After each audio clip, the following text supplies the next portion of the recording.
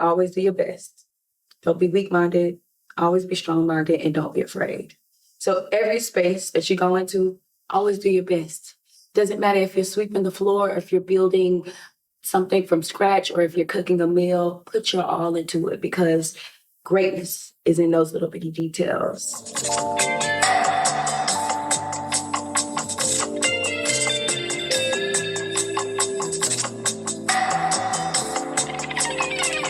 What is your name and tell us who you are?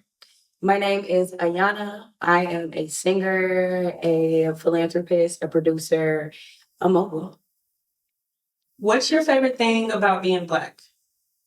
My favorite thing about being Black is being embedded in the richness of our culture. Like, if you know parts of being Black, that's like my favorite thing. The inside jokes, like just the commonalities that we all share as a diaspora. And we don't even have to say a thing. Like, two complete strangers can be in a foreign place. And if it's somebody else Black, we kind of cling to each other. Or if it's like something's going on, you could be in public, you see a little something strange, you look at your girl, you be like, okay. It's just these little small nuances of our culture that are just like my favorite little gems. What inspired you to be a Black artist? I think that artistry is something that chooses you, that you're ordained to be involved in and on track for. I think that everybody is an artist in our own way because we are creations of the Creator. So innately, we have the ability to create and express and emote and be artistic. But I think that the artist life definitely chooses you.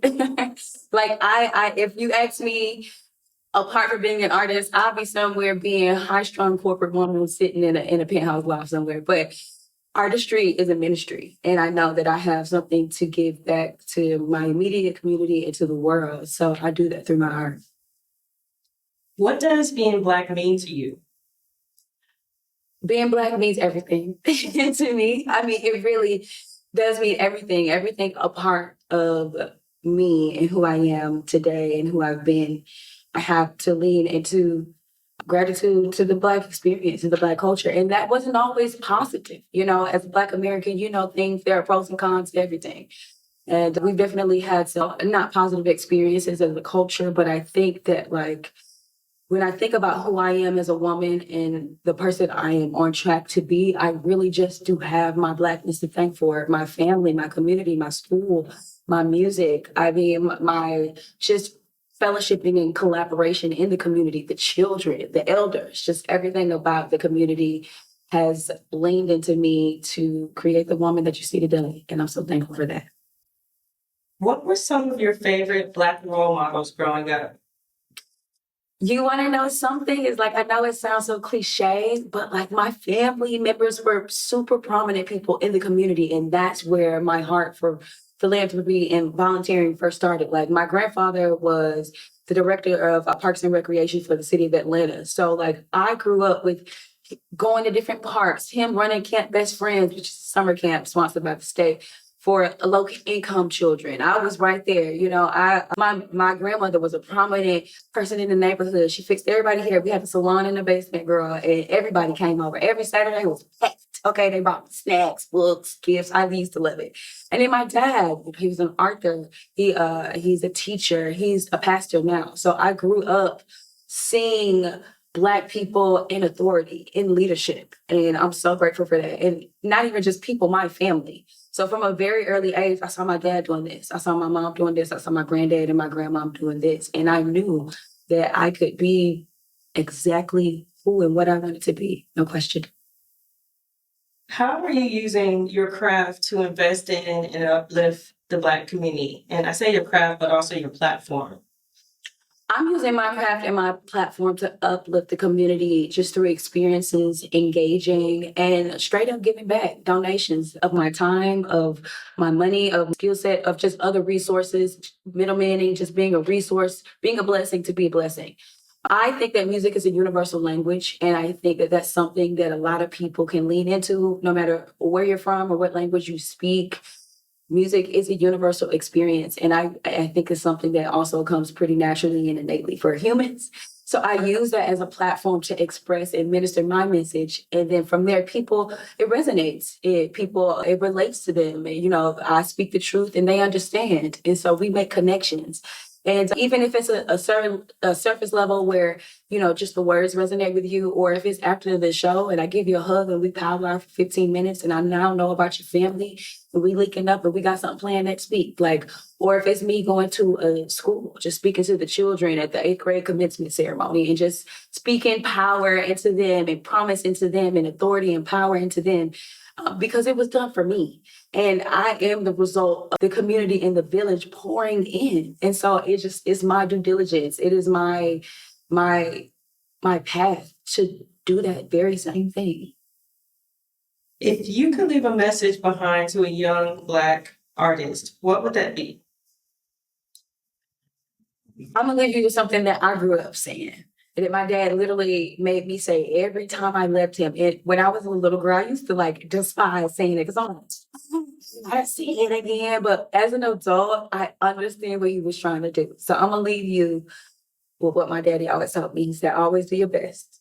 Don't be weak-minded, always be strong-minded, and don't be afraid. So every space that you go into, always do your best. Doesn't matter if you're sweeping the floor, if you're building something from scratch, or if you're cooking a meal, put your all into it because greatness is in those little bitty details. Always do your best. Don't be weak-minded. Don't be weak-minded. Always be strong-minded. So, of course, the mind is like the battlefield, and we think that like we're battling and we're punching against flesh and blood here, but the mind is really where the power is. And so if you have a strong mind, the body follows, everything around you follows. So just make sure you stay strong and empowered in your mind, and know that who you are, what you are, and whose you are, and why you came to do that. And always be best. Don't be weak minded. Always strong minded. Don't be afraid. Fear is nothing. It's not a thing. It doesn't even exist. It's a delusion, quite literally. I mean, what's the worst that can happen? We know, but still, you get me. Like, fear is here as a tool on behalf of the enemy to keep you back from what is rightfully yours. And so, I say, do a white with it and move forward anyway. Afraid and. What superpowers does being Black give you in your field in life? I think that, again, pulling from our culture, there's something that is uniquely ours that even if the world tries to duplicate, they can't, because it just comes from us. And it's a very distinct, special kind of essence that I carry from my culture that I put into my music, into my platforms, into just my day-to-day being. And it's just me, girl. I mean, it's my superpower is being myself. Like, even going into a majority spaces where I am the minority, I stand out immediately. Being you is your power. You don't have to do anything extra. My granddaddy used to always tell me, like, does a lion have to roar to prove that it's a lion? Like, you see that thing. You get me? Like, you don't have to even make any noise. Your presence alone, your power alone speaks volumes. And that is your superpower. Confidence in who you are and what you are. That will just emanate and just surpass or just knock down any boundary or block that's in your way. What challenges does you being Black have on you being a Black artist? The same thing that I just said. It's like our strength can also be, not a weakness, but it can definitely lend itself to stereotypes, statistics, or instigating a narrative that is not necessarily reflective of who we are as a culture and who we are as a people. And I think that, especially in this country, we have to fight against that narrative every day. But it's work I'm willing to do because I love myself and my people so strongly that I'm willing to fight all the fights to let people know that it's not a game and it's real and we're divine and it's royalty and you're going to see this crown. You're going to see the shine. What's one misconception about Black people or Black success that you wish more people understood? I think that people don't think or associate Black success with the Black community and the Black experience. And I want to combine those two. I want to assimilate those two. Immediately when you think of luxury or elevated engagements, you don't think of Blackness. You don't associate it immediately with Black culture, but we are luxury. And it is elevated and it is expensive. And that's something that I really want to put on the forefront is Black wealth, Black excellence, Black beauty, Black art, Black everything. I want y'all to understand that it's Black and Black alone. It's not in combination with anything else. It's just us and it's beautiful. and you're going to eat this cake and you're going to love it. How do you stay connected to your Black identity while navigating spaces that may not always be built for us in our community? I continue to navigate non-Black spaces by staying rooted in what I believe, my core values, my core beliefs. I take the time to meditate, read my word, read articles about Black happenings, books from Black authors, or just staying engaged with just, your local community page on social media. That's just how I stay in tune and in check. I've literally been all around the world, but every time I come back to Atlanta, I'm like, because like the world is so beautiful, but it's not until you leave where you're from that you realize how very special you are, how unique you are, how wonderfully and fearfully made that you are. And so, yeah, that's just something that's taken me everywhere. If you could speak to your younger self, what advice would you give about being Black and stepping into your power? That being Black is a gift, and that being chosen and set apart is also a gift. Sometimes, like, people always talk about the fear of failure, but I really did struggle with a fear of greatness. Struggle with the accountability and the responsibility that came with authority, that came with power. The transparency and the vulnerability you have to embrace that comes with being in the spotlight or in the forefront. We really tend to romanticize a lot of our successes, and we don't put enough emphasis on how uncomfortable the growth process is. Girl, it's uncomfortable.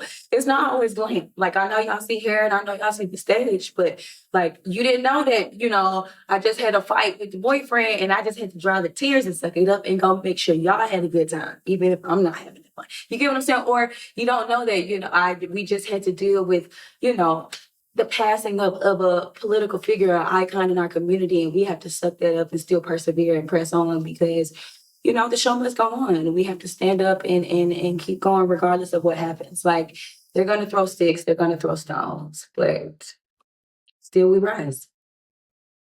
What do you hope your legacy will be within the Black community? I want my legacy to be one of kindness, of generosity. I want one to be being relatable and down to earth. When people see me, I want them to see themselves in me. When people even see my greatness, I want them to see themselves in that space and know that I am just like you. I came from where you are from. I ate what you ate. I heard what you heard. I was taught what you were taught.